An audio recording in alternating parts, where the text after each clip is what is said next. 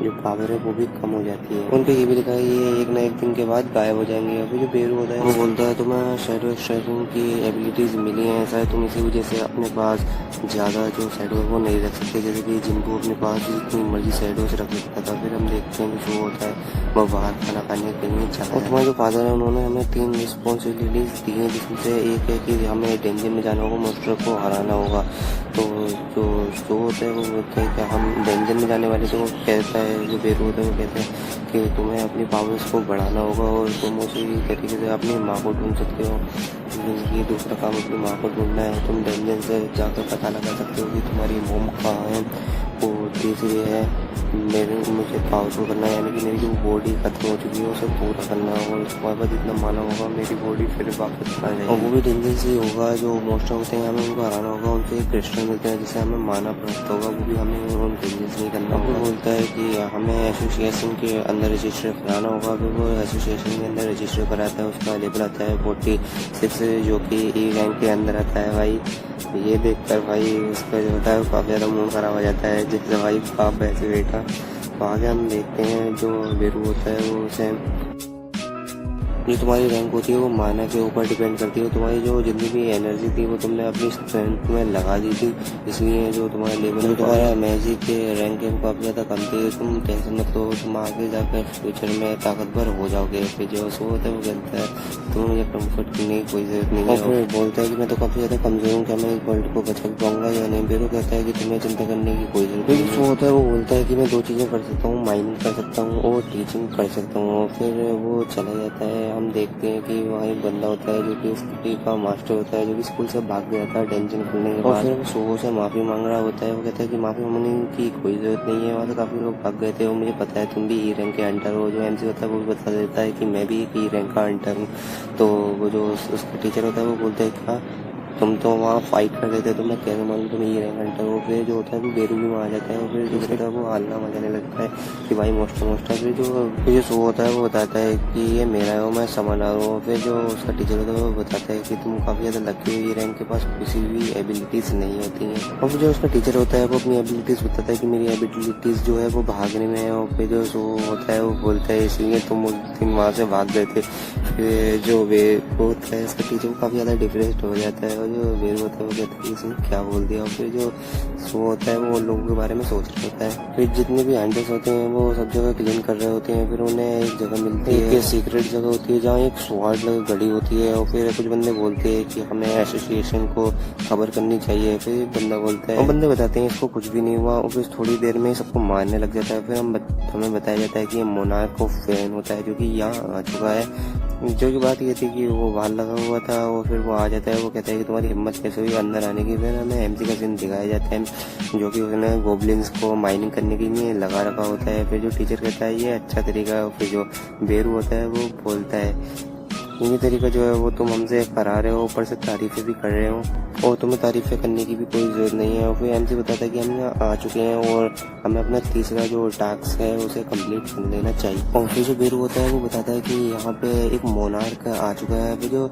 Show होता है वो बोलता है क्या मेरे फादर यहाँ आ चुके हैं। फिर बेरू बोलता है नहीं, यहाँ पे कोई और मोनार्क है। मोनार्क एक नहीं होता है, कई सारे मोनार्क होते हैं। और फिर वहाँ पे वुल्फ आ जाते हैं और ये देख के काफ़ी लोग घबरा जाते हैं। और फिर जो वो होता है वो एक एक करने सब वुल्फ को मारने लग जाता है और वहाँ से जितने भी बंदे होते हैं वो वहाँ से भाग जाते हैं। और फिर एक एक करके और ज़्यादा जो वुल्फ हैं वो आते जा रहे हैं, मगर जो अपना एमसी है वो भी उन्हें मारा जा रहा था और फिर उनकी शैडो को एक्सट्रैक्ट कर रहा था। और जो गोब्लिन्स होते हैं वो वहाँ से ख़त्म हो जा रहे थे, मतलब वो ख़त्म हो रहे थे, जो वुल्फ हैं वो आ रहे थे। और फिर वो को एक मैसेज आता है कि तुम्हें एक बंदा जो है वो किल करना चाहता है, मारना चाहता है। और फिर हमें उस बंदे का सीन दिखाया जाता है जो कि आ चुका है शो के सामने। अब जो टीचर होता है उससे आगे बोलता है तुम लोग कर क्या रहे हो। फिर वो जो होता है जो पर्सन के सामने खड़ा होता है वो उसके ऊपर ही हमला कर देता है और जो शो होता है उससे मना करता है जाने के लिए। और फिर उसे पीछे खींच लेता है, उसे कहता है कि तुम यहाँ से चले जाओ। फिर भी जो टीचर होता है वो नहीं मानता और फिर भी वो उसे जबरदस्ती भेजता है कि तुम यहाँ से चले जाओ। फिर बेरू से कहता है कि तुम इसका ध्यान रखो। और फिर उसके पास जितने भी वेपन थे उन्हें निकाल देता है जो गोब्लिन से उसे मिले थे। और फिर वो कहता है कि मुझे इससे फाइट करनी ही होगी।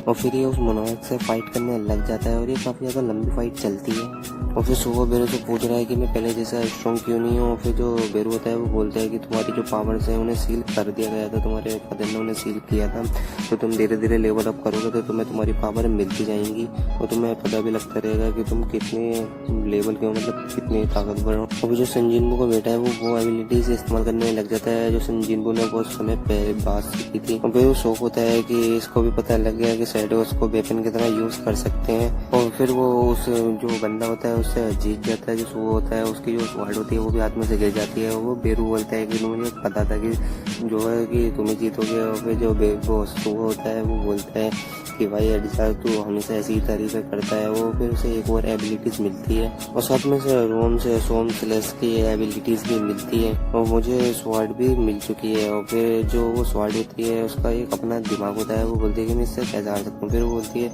कि कोई बात नहीं, ये मुझे अब उठाना आ रहा है, मैं इसके ऊपर कंट्रोल पा लूँगी। और फिर जो वो होता है वो उसे उठा लेता है और वो देखता है कि उससे कुछ भी नहीं हुआ, क्योंकि हमें पता है कि उससे एक ही एबिलिटीज मिलती है जिससे कोई भी खर्च उसे नहीं लग सकता।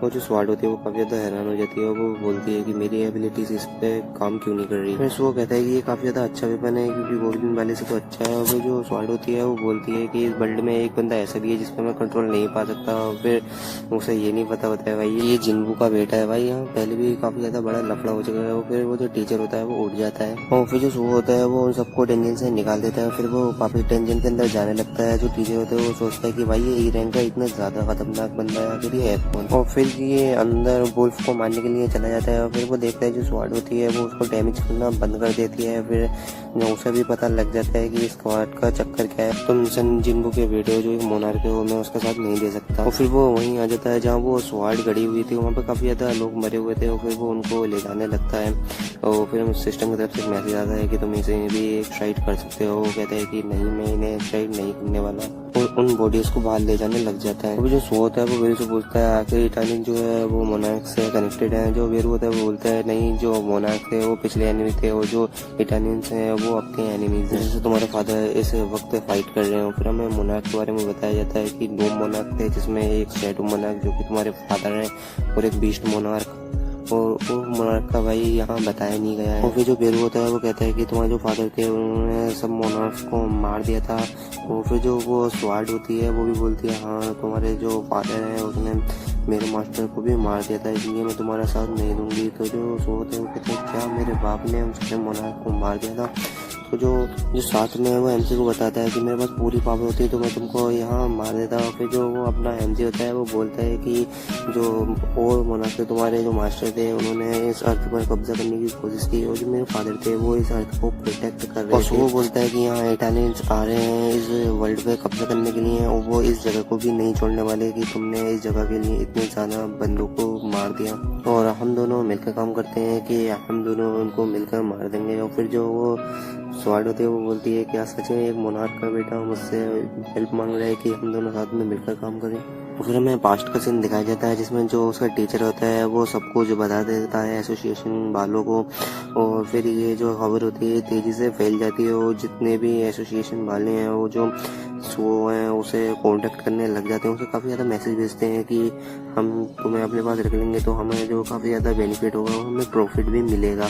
और फिर हम देखते हैं वो उसे रिक्वेस्ट भेजते हैं, मैसेज भेजते हैं कि हम तुम्हें अपने गिल्ड में लाना चाहते हैं। तो उसे इग्नोर कर देता है, मना कर देता है कि मुझे नहीं आना, मुझे किसी भी गिल्ड में ज़रूरत नहीं है ज्वाइन होने की। और फिर वो बता रहा होता है कि मैं किसी भी गिल्ड में शामिल हो जाऊँ तो फिर भी मुझे माइनिंग का ही काम दिया जाएगा और मुझे सिर्फ मोस्टरों को मारना है और स्ट्रॉन्ग होना है। और फिर हमें पास्ट का सीन दिखाया जाता है जिसमें वो होता है वो फर्स्ट में बोलते हैं कि हम दोनों मिलकर काम करेंगे। वो स्वाड भी राजी हो जाती है मगर वो कहती है कि मेरी एक शर्त है कि तुम मुझे जो मोनार्क की सेंचुरी है यहीं लाओगे। और फिर हमें एक डंजन का सीन दिखाया जाता है जहाँ डंजन जो ब्रेक हो चुका है, सारे मोस्टर बाहर आ चुके हैं। और फिर जो शो होता है वो जाने के लिए रेडी हो जाता है, ये पहुंच जाता है। फिर हमें बताया जाता है कि ये आईना गिल्ड की जगह है। फिर हमें बताया जाता है कि यहाँ ट्रांजेक्शन पासिंग के लिए कोई भी नहीं जा सकता, अगर पकड़ लिया तो भाई धुलाई हो जाएगी। मगर जो शो होता है वो फिर भी वहाँ चला जाता है और वहाँ पे जितने भी मोस्टर होते हैं उन्हें किल कर देता है और उनकी जो शैडो होता है उन्हें एक्सट्राइक भी कर लेता है। और फिर हमें जो शैडो हैं वो दिखाई जाती हैं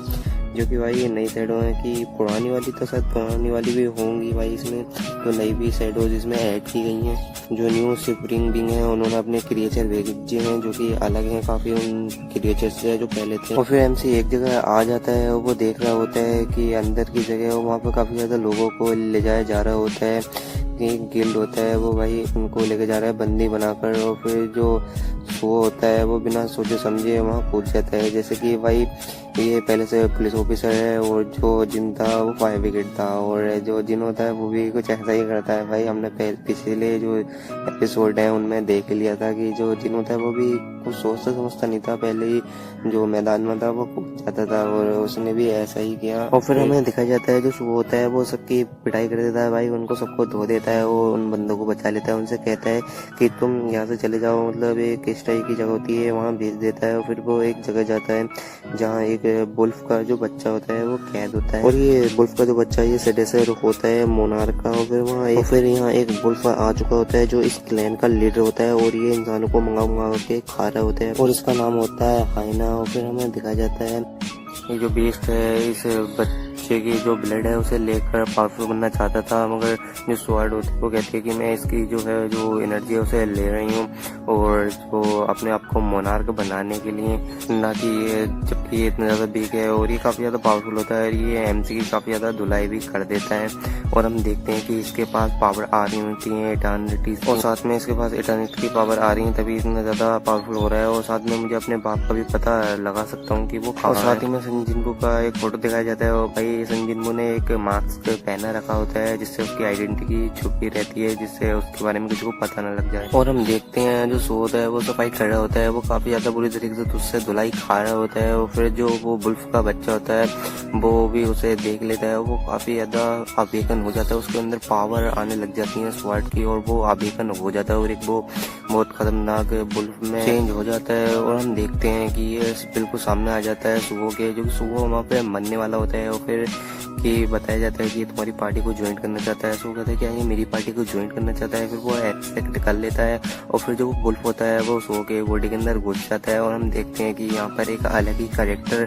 जो सो होता है वो बन जाता है। साथ में जो इस बुल्फ की मेमोरीज हैं वो भी सो को आने लग जाती हैं कि ये जो बड़ा जो बुल्फ है ये छोटे बुल्फ की मदद कर रहा था, और इस बुल्फ को कुछ भी ना हो जाए प्रोटेक्ट कर रहा था। और फिर जो इटर्निट्स के लोग थे वो यहाँ आ जाते हैं और वो इसके माइंड को करप्ट कर लेते हैं, जैसे कि मोनार्क्स ने चुने थे अपने लिए, जैसे कि जिनको को चुना था ऐसे ही इस बच्चे को चुना होगा। और फिर हमें उस बच्चे का सीन दिखाया जाता है, फिर हमें एमसी का सीन दिखाया जाता है जो उसे मार रहा होता है, मगर वो उसे मारता तो नहीं है भाई, मगर उसके पास वो कोई रास्ता भी नहीं होता उसे ठीक करने का, वो उसको वहाँ मार देता है। और जो ये एपिसोड था इसका ये लास्ट है भाई, मैंने 13 जो चैप्टर हैं उनको कवर कर लिया है। तो मिलते हैं आपको किसी और दिन किसी और वीडियो में किसी और एक्सप्लेनेशन के साथ, तब तक के टेक केयर एंड बाय और सायोनारा।